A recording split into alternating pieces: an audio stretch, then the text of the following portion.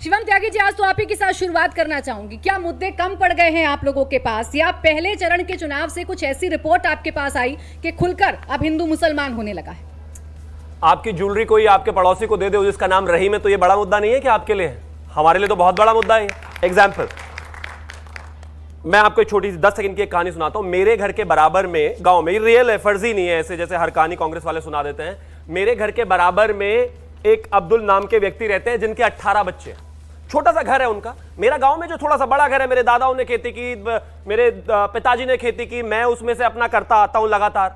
आज राहुल गांधी यहां पर खड़े होकर कह रहे हैं कि शिवम त्यागी की जो जमीन है, अगर उसका घर बड़ा है तो उसके 2 कमरे अब्दुल को, अगर उसकी जमीन ज्यादा है तो उसकी जमीन में से आधा जमीन अब्दुल को, अगर उसकी माताजी पर ज्वेलरी है जो उसके पिताजी ने मेहनत से बनवाई है तो आधी ज्वेलरी अब्दुल को, और इसके अलावा जितनी भी चीजें सुख संपत्ति उसने बनाई है उसका हर हिस्सा जिसके पास नहीं है उसको सोशो इकोनॉमिक बराबर करने के लिए आधा उसको। अब मुझे तो पता था ये सब होने वाला है, मैं आज ही अपने घर से ज्वेलरी निकाल कर ले आया, आपके सामने हिसाब भी दे देता हूं। ये लीजिए अजय जी, ये आपको गिनवा दे रहा हूं भाई, ये देख लेना, कल ये ना बोले ना ये कान में पहनने वाले हैं, है ना, और ये सारी चीजें जितनी भी हैं, ये हाथ वाला है, ये इकट्ठा करके दे दे रहा हूं। हर किसी के घर के बराबर में अब्दुल है, आपको जिसको देना हो दे देना। अब इंपॉर्टेंट विषय पर आते हैं। मुझे एक चीज बताइए, इस देश में क्या इस आधार पर होगा? जब शिवम त्यागी पढ़ाई कर रहा था तो जो अब्दुल का बेटा बराबर में पड़ोसी है वो भी पढ़ रहा था, उसको भी बराबर अपॉर्चुनिटी थी। अब्दुल का नाम तो कांग्रेस ने नहीं लिया ना तो राहुल गांधी ने अब्दुल का नाम लिया बार बार। जिस अब्दुल को आप मुद्दा बना रहे हैं वो अब्दुल भी तो इस देश का ही रहने वाला है ना, वो माइनॉरिटी भी इस देश के ही है। पहला तो ये कि मेरी ज्वेलरी गिनवा दीजिएगा इनको, ये उसमें भी हेर फेर कर सकते हैं। और दूसरा ये, इन्होंने अब्दुल का नाम लिया नहीं, लेकिन ये सच्चाई है, इनके कर्म जो पुराने हैं वो ऐसे ही है। 5 अप्रैल 2014 को दिल्ली में रात को प्रधानमंत्री कार्यालय से एक कैबिनेट सेक्रेटरी नोट निकलता है जिसमें दिल्ली के लुटियंस में, जहां आपका पार्लियामेंट है, जहां आपका लाल किला है, वहां की 123 प्रॉपर्टी वक्फ बोर्ड को दे दी इन्होंने रातों रात। 2014 प्रधानमंत्री जब बने थे उनके चुनाव से सिर्फ 5 दिन पहले, सिर्फ 5 दिन पहले। अच्छा, माइनॉरिटीज का इनको इतना ही फिक्र है तो बताइए जरा गुरुद्वारे के लिए कितनी जमीन दी इन्होंने? बताइए SC/ST को कितनी जमीन दी इन्होंने? बताइए जैनियों को कितनी जमीन दी इन्होंने? बताइए बौद्धों को कितनी जमीन दी इन्होंने? इन्होंने किसको दिया? वक्फ को। तो क्यों ना कह दें हम। अब एक चीज बताइए, तेलंगाना में बच्चे सब बराबर पढ़ते हैं ना, और सबको रिजर्वेशन भी मिलता है जो आधार पर है, लेकिन तेलंगाना में 4% रिजर्वेशन सिर्फ मुसलमानों को उनके धर्म के आधार पर दे रहे हैं ये लोग। तो भैया ये आगे ये ज्वेलरी देंगे ना? लेकिन पूरी उम्मीद है। अलायंस बखूबी पढ़ रहे हैं अपनी पार्टी की बात करते करते, कांग्रेस ने जो नहीं कहा वो भी आपको बखूबी समझ में आ रहा है। अब मैं कैसे कहूं जब ये कहते हैं? अब मुझे एक चीज बताइए, इसका क्या अर्थ है? ये कहते हैं कि हम एक सोशियो इकोनॉमिक सर्वे कराएंगे, सर्वे के बाद हम क्या करेंगे, वेल्थ डिस्ट्रीब्यूशन का एक मॉडल हो, वेल्थ डिस्ट्रीब्यूट हो प्रॉपर तरीके से, सबके पास जाए। उसका क्या आधार है?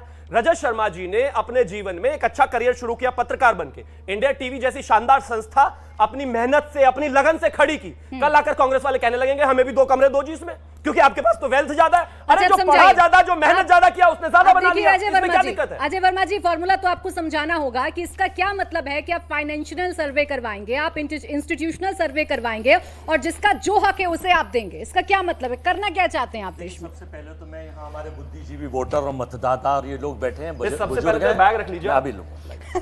ये वापस ये आपके सामने नहीं, वापस ये तो आपको अब्दुल को देना नहीं, देना नहीं, वापस कैसे? मैं तय करूंगा किसको। मेरा सबसे पहले, सब आप लोगों के सामने है तो ध्यान रखिएगा इस बात। सबसे पहले तो आप सबको नमस्कार है। दूसरा, मैं अगर तेज बोलने से झूठ बदल जाता हो तो बहुत सारे लोग लाल किले के ऊपर खड़े होकर झूठ बोलेंगे, तो वो झूठ नहीं बदला, झूठ तो झूठ ही रहेगा।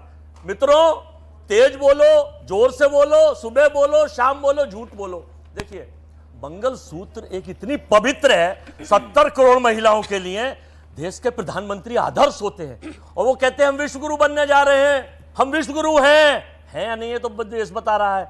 लेकिन जब मंगलसूत्र पर वो अटैक करते हैं, कांग्रेस के किसी मैनिफेस्टो में 17 शिकायत हमने आज चुनाव आयोग से करी है और कल हम कोर्ट में जा रहे हैं कि भारत के प्रधानमंत्री पद पर रहते हुए हिंदुस्तान के 145 करोड़ लोगों में आप ये संवाद करेंगे तो इसका क्या मैसेज हिंदुस्तान में और संसार की नीतियों में जाएगा। 196 कंट्रियों में, वो पूरे देश में देखा कि वो बेटी जो हमारी विनेश फोगाट अभी गोल्ड मेडल के लिए जिसने भारत को क्वालिफाई करा है, उसको जब सड़कों पर दिल्ली की पुलिस, कोई बात यानी नहीं, झूठ बोल बीच रहे में थे, नहीं बोला था तो मैं, योगी की पुलिस, मोदी की पुलिस, अमित शाह की पुलिस ने घसीट घसीट कर मारा, तो भारत की बेटियां शर्मसार हुई, 70 करोड़ महिलाएं शर्मसार हुई, लेकिन प्रधानमंत्री 4 अजय जी, किलोमीटर मेरे से नहीं सवाल गए। से इन मुद्दों का कोई लेना देना अब नहीं। मैं आपके मैंने मुद्दों पे आपसे आ रहा हूं। सीधा पूछा नहीं, कि अभी फाइनेंशियल मैं आपके सर्वे मुद्दों पे आ रहा हूं। और इंस्टीट्यूशनल सर्वे का मतलब समझा दीजिए, मैं करना बता क्या रहा हूं। चाहते हैं इस देश देखिए, में? मैं कैसे यकीन कर लूं, एक शेर से मैं अभी थोड़ी देर पहले झूठ का विवरण दे रहे थे, मैं कहानी सुना रहे थे कि मैं कैसे यकीन कर लूं, वो दूर जाके रोए,